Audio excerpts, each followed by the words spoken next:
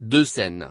Une que nous avons vue à Djibo, dans le nord du Burkina Faso, et l'autre à Kafolo, dans le nord de la Côte d'Ivoire. Quand nous arrivons en janvier 2019 à Djibo, capitale du Soum, le détachement des forces armées burkinabè dans la ville venait d'être attaqué.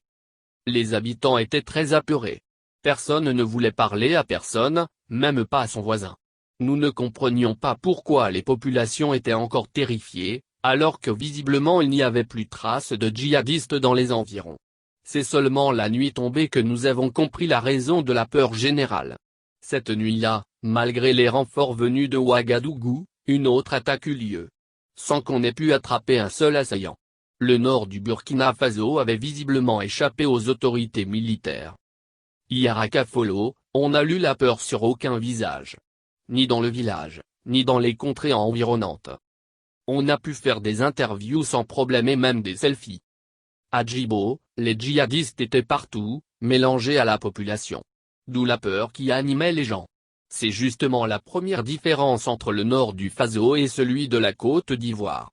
L'infiltration des djihadistes est d'autant plus compliquée au nord ivoirien que les populations qui y vivent ne partagent aucun des objectifs des terroristes.